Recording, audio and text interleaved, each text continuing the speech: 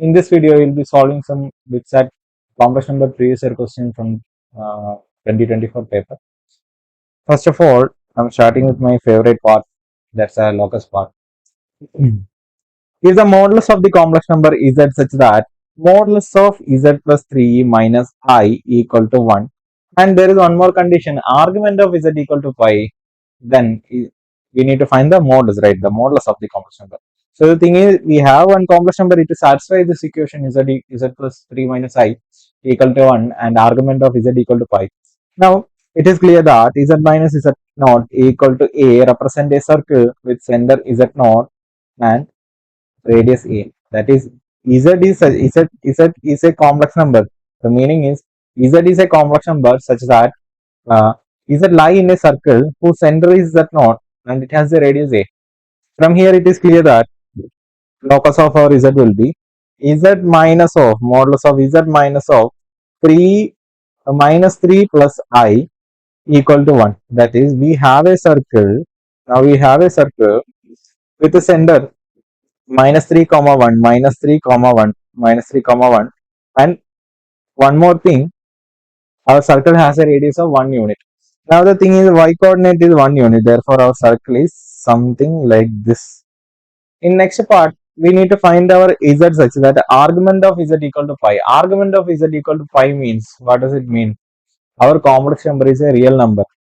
That is, our complex number is purely real.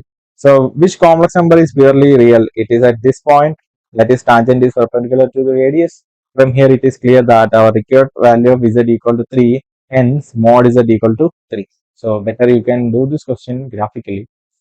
The points represented by the complex number 1 plus I. 1 plus I is basically 1 comma 1. And 2 plus 3i will be minus 2. Minus 2 plus 3i will be minus 2 comma 3. And this will be purely imaginary, that is real part is 0 and these are the points. Now we can say this point as A, B, C. Now most probably this question, better you can start with the checking for the collinearity condition. If the collinearity condition doesn't work, better go with the distance formula and check whether it is an equilateral triangle or an isosceles triangle or whatever it is. Now I am starting with the collinearity part. First option, you can directly jump to the area of the triangular part. But now what I am doing, I am equating the slope. What is the slope of line AB? These 2 points, it is the difference in y coordinate. Difference in y coordinate divided by difference in x coordinate. That is, our required value of slope will be 2 pi minus 3. That's the slope of this line AB. What is the slope of line BC? We can check. Difference in y coordinate divided by difference in x coordinate. So when you simplify this one, you will be getting minus 4 divided by 3 the whole divided by 2. That is, your answer is minus 2 by 3. In both the cases, the slope is equal, and the line is, these 2 points are collinear. They have the same slope. Now we can solve this question. If z bar minus z bar forms a rectangle with area 2 root 3 units, then one such z is, we need to find one of the complex number which will be forming this condition. Now we can randomly associate, that is, our complex numbers which forms the rectangle is, one is z, one is minus z, another one is z bar, another one is minus z bar. From here, if z lies on here, means minus z will be lying on this quadrant, and z bar lies exactly mirror image for with respect to x-axis, and minus z is available here. So minus z bar will also lies over here. It will be mirror image for both minus z as well as z. When the thing is, minus z bar is mirror image with respect to x-axis for this complex number, and mirror image with respect to y-axis for this particular complex number z. Now we can proceed. So this is our required rectangle. Now if z equal to x plus iy, that is x comma y is the point representing z, this will be minus x comma minus y, and this will be its conjugate, right? Or so it will be minus x plus y, and this will be its conjugate, that is x minus y. So no matter, we don't need to find everything, but I just mentioned. Now in this case, see, listen, this distance is x units, this is also x unit.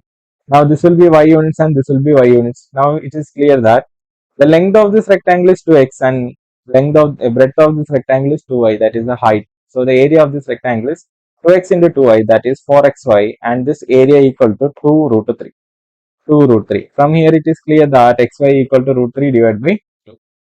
Now we need to figure it out which of the complex number, which of these options satisfy this condition. What is x and y? In this case it is root 3 divided by 2. Satisfy this equation, this condition, that is root 3 by 2. X into y will be root 3 by 2, hence option A. If Z1, Z2, Zn are complex numbers such that Z1 plus is equal to modulus of Z1 equal to modulus of Z2, etc. equal to mod Zn equal to 1. Then we need to find the value of mod of Z1 plus Z2 plus etc. Zn equal to what? Which value this will be? Now, what I am doing, mod of Z1 plus mod of Z2 plus etc. mod of Zn equal to, see, Z1 I am multiplying here with Z1 bar divided by Z1 bar plus Z2 into Z2 bar divided by Z2 bar. I just multiplied the numerator and denominator with conjugates respectively. Zn into Zn bar divided by Zn bar. Now we know Z bar equal to mod Z square. Z bar equal to mod Z square. In this question it is clear that each complex number has modulus 1 unit. Hence our value will be modulus of Z1 plus Z2 plus etc. Zn equal to, this will be mod Z1 square is 1. Hence this will be 1 by Z1 bar plus 1 by Z2 bar plus 1 by Z3 bar etc. 1 by Zn bar. Now in this step, what I am doing, it is clear that mod of Z equal to mod of Z conjugate. Hence I can say mod of Z1 plus mod of Z2 plus etc. mod of Zn equal to mod of Z1 conjugate plus mod of Z2 conjugate plus etc. Zn conjugate. Now if you have Z1 plus Z2 plus Zn, modulus of Z2 plus Z1 plus Z2 plus Zn equal to 1 by reciprocal of their conjugates means you can use this identity here. You can consider as a result and you can directly write it as mod of Z1 plus reciprocal of these their conjugates respectively. That is, if you have Z1, Z2, Z3, the sum will be equal to modulus of sum of its reciprocals. So reciprocals of its conjugate.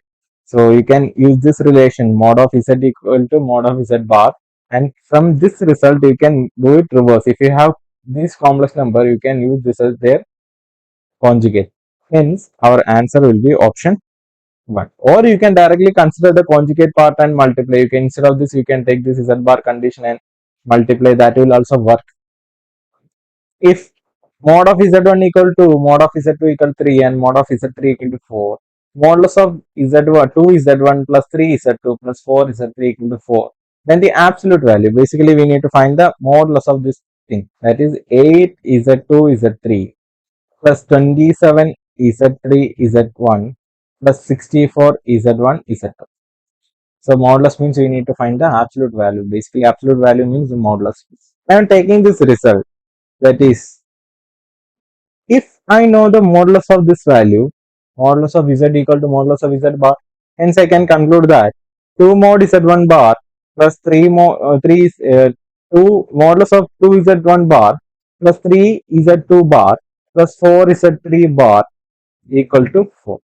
Now in next step what I am doing, I am multiplying the numerator and denominator of this thing with the modulus of Z1, Z2, Z3.